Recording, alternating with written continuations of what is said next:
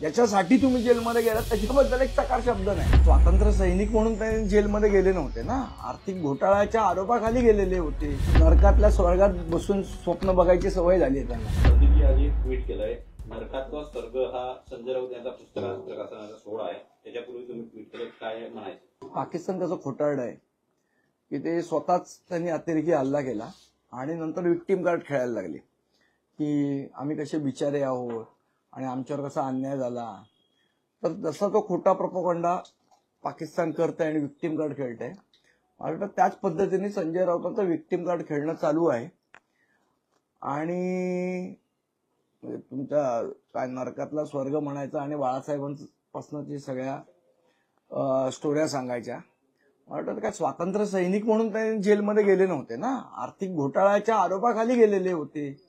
स्वतःला स्वातंत्र्य सैनिक म्हणून पोर्ट्रेट करा. तुम्ही काय शहीद भगतसिंग आहात का की तुमच्या जेलवर तुम्ही पुस्तकं लिहिताय ते? आणि लिहायचंच होतं तर तो घोटाळा कसा केला हे लिहिलं असतं तर जास्ती लोकांना कळलं असतं की कशासाठी गेलेलं आतमध्ये ते. त्या घोटाळ्याबद्दल ज्याचा आरोप ठेवून त्यांना ठेवलं त्याचं एक्सप्लेनेशन त्या पुस्तकात नाही. तो जर चुकीचं तुमचं म्हणणं की चुकीच्या आरोपाखाली मला आतमध्ये नेलं तर तो चुकीचे आरोप कसे होते त्याच्या संदर्भातलं एक्सप्लेनेशन असायला हवं होतं ना पुस्तकात. मग ते एक्सप्लेनेशन का नाही? मला असं वाटतं ही विक्टीम कार्ड खेळायची सवय ही उबाटा पक्षाला आहे आणि तीच परंपरा संजय राऊत पुढे नेत आहेत.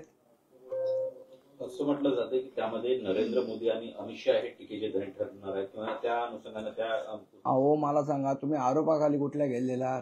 आर्थिक घोटाळ्याच्या आरोपाखाली गेले तर त्याच्या संदर्भातलं एक्सप्लेनेशन तुम्ही त्या पुस्तकात का नाही लिहिलं? की समजा तुम्हाला असं वाटतंय की माझ्यावर खोटे आरोप झाले आणि मला जाणीवपूर्वक जेल, मग त्याच्याबद्दल लिहायला नको का त्या पुस्तकात? नाही, त्या गोष्टी ते बाळासाहेबांच्या वेळात बाळासाहेब पण नाही सांगायला खरं का खोटं ते, आणि तुम्ही त्यांच्याबद्दल लिहिताय. मला वाटतं हे म्हणजे काय आता स्वर्गात बसून स्वप्न बघितली की नाही मला माहित नाही. त्यांनी पत्राचार आर्थिक गैरव्यवहार प्रकरण झाकण्याचा प्रयत्न आहे एकंदरीत त्या पुस्तकात. मला वाटतं त्याच्याबद्दलचं एक्सप्लेनेशन यायला पाहिजे होतं पुस्तकात. ते का नाहीये? तुम्हाला ज्या आरोपाखाली आतमध्ये ठेवलं त्याच्याबद्दल तुम्ही एकही शब्द लिहित नाही आणि नाही त्या नको त्या गोष्टी त्याच्यामध्ये लिहित राहतात की राज ठाकरेंनी मला फोन करायला पाहिजे होता आणि अमुक नि तमुक. तुम्ही काय स्वातंत्र्य सैनिक होतात तुमच्यासाठी फोन करायला?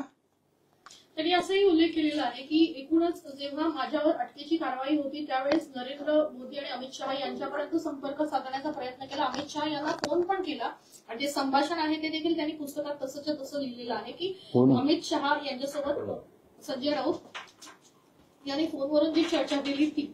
मला वाटतं एकूणच या सगळ्या प्रकरणामध्ये कशा पद्धतीनं दबावाचं राजकारण होतंय हे सांगण्याचा प्रयत्न अमित शहा यांनी संजय राऊत यांनी केला असल्याचा दावा त्यांनी पुस्तकाच्या मार्फत केला. मी तर काय पुस्तक वाचलं नाहीये आणि ते विकत घेऊन वाचावं असं काय पुस्तक आहे असंही मला वाटत नाही. मग बघू आता तुमच्या माध्यमांनाच काय येतील तेव्हा बोलू त्याच्यावर. ईडी आणि इन्क्वायरी ज्या एजन्सीज आहेत त्यांच्या संदर्भात देखील त्यांनी प्रश्न उपस्थित केलाय. त्यांनी सांगितलं की ईडीला सुरुवातीच्या काळामध्ये ज्या माहिती मिळण्याचे सोर्स होते ते वेगळे होते आणि आताचे सोर्स वेगळे. या मताशी तुम्ही सहमत आहात? माझी कधी अजून ईडी इन्क्वायरी झाली नाही त्यामुळे मला काय कल्पना नाही किंवा ईडी इन्क्वायरी होईल असंही काही वागलेलं नाही. ज्या पद्धतीने तो संजय राऊत प्रोपगंडा करतायत की ईडी आणि या गोष्टींचा चुकीचा वापर केला. मी तुम्हाला तेच म्हटलं ना, तुमचं म्हणणं आहे खोटे आरोप केले, तुम्हाला खोट्या आरोपाखाली आतमध्ये ठेवलं तर तुम्ही त्याच्याबद्दल तर लिहायला पाहिजे होतं पुस्तकामध्ये की कसे आरोप खोटे होते, कसं चुकीचं ते वागले किंवा काय चुकीचं त्यांनी केलं. त्याच्याबद्दल एक चकार शब्द नाही. ज्याच्यासाठी तुम्ही जेलमध्ये गेलात त्याच्याबद्दल एक चकार शब्द नाही. आणि नाही त्या गोष्टी ज्या त्याच्याशी संबंधित गोष्टी लिहून ठेवल्या. काय तर म्हणे राजसाहेब ठाकरेंनी फोन करायला पाहिजे होता, आमची जुनी मैत्री. ही कुठली जबरदस्तीची वन साइडेड मैत्री? ते तर म्हणत नाहीत की माझे मित्र आहेत संजय राऊत. हेच आपले रोज बोलतात की ते माझे मित्र आहेत, ते माझे मित्र आहेत म्हणून. मान न मान मैत्रा मेहमान सारखं झालं ते. बरं तुम्हाला असं वाटतं की लोकांनी तुम्हाला सहानुभूती द्यायला पाहिजे होती. जेव्हा उद्धव ठाकरे मुख्यमंत्री होते तेव्हा 16,000 केसेस आमच्या महाराष्ट्र सैनिकांवर टाकल्या, तेव्हा तुम्हाला वाटलं नाही का? तेव्हा लाज नाही वाटली संजय राऊत ना की आपण खोट्या केसेस टाकतोय लोकांवर? ते माझ्या घरी रात्री 1-1 वाजता पोलीस पाठवले. माझ्या 9 वर्षाच्या लहान मुलाला सिनियर पीआ प्रश्न विचारत तुझे बाबा कुठे आहेत, तेव्हा लाज नाही वाटली तुम्हाला?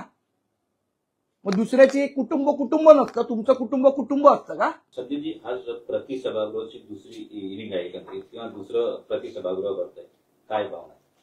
नाही, अतिशय मागच्या सभागृहात आपण सगळेजण उपस्थित होतात. अतिशय उत्कृष्ट असा प्रतिसाद आम्हाला मिळाला त्या सभागृहामध्ये आणि लोकांनी त्यांचं म्हणणं अत्यंत पोटतिडकीने तिथे मांडलं.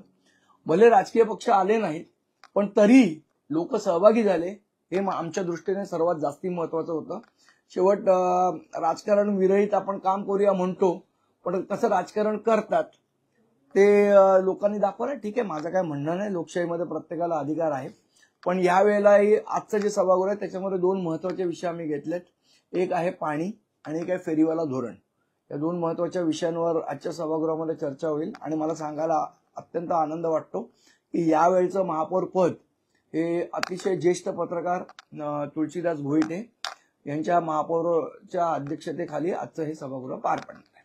पण या सभागृहासाठी तुम्ही कोणाला इन्व्हाइट केलंय का? कारण आम्ही केलेलं पहिल्या सभागृहाला केलेलं, त्याच्यानंतर त्यांचा काय प्रतिसाद बघता परत त्यांना इन्व्हाइट करावं असं आम्हाला वाटलं नाही. संदीपजी, मागच्या काही घटनांमध्ये पण मला एक आवर्जून नमूद करावंसं वाटतं की रईस शेख यांनी असमर्थता दर्शवलेली, त्यांनी मला पत्र लिहिलं आणि त्यांनी मला सांगितलं की मला जमत नाहीये पण माझ्या शुभेच्छा आहेत, हे मला आवर्जून इथे नमूद करावंसं. संदीपजी, मागच्या काही घटनांमध्ये विशेषतः शिवसेनेचे नेते तुम्हाला भेटायला येतात, राज ठाकरेंना भेटायला येतात. पडद्यामागं काही घडतंय का आगामी स्थानिक स्वराज्य संस्थांच्या निवडणुकीच्या पार्श्वभूमीवर?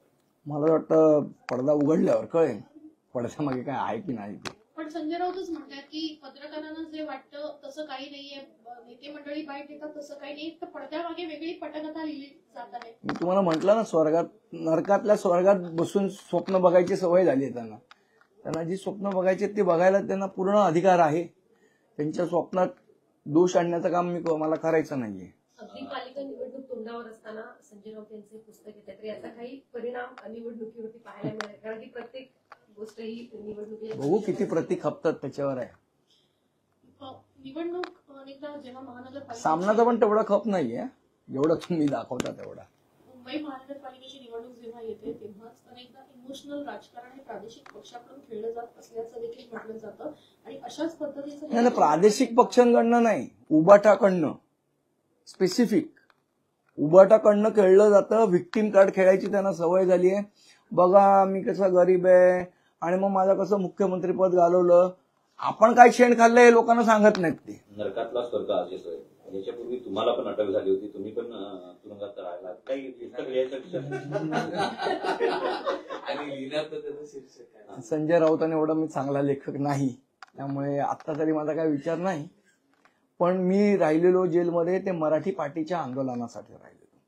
मी राहिलेलो जेलमध्ये ते कॉन्ट्रॅक्टर इंजिनियर नीट काम करत नव्हते, त्यांना खड्ड्यात उभे केलेलं ह्या कारणासाठी राहिलेलो.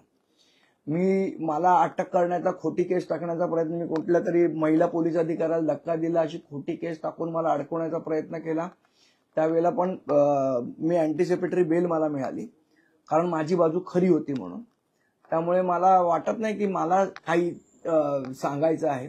हा जेलमध्ये कसं आयुष्य असतं ते मला वाटतं माझ्यापेक्षा जास्ती संजय राऊतच सांगू शकतील, कारण मी राजकीय कैदी म्हणून होतो आणि ते आर्थिक गुन्हेगार म्हणून होते आणि दोघांना वेगवेगळी वागणूक जेलमध्ये मिळते.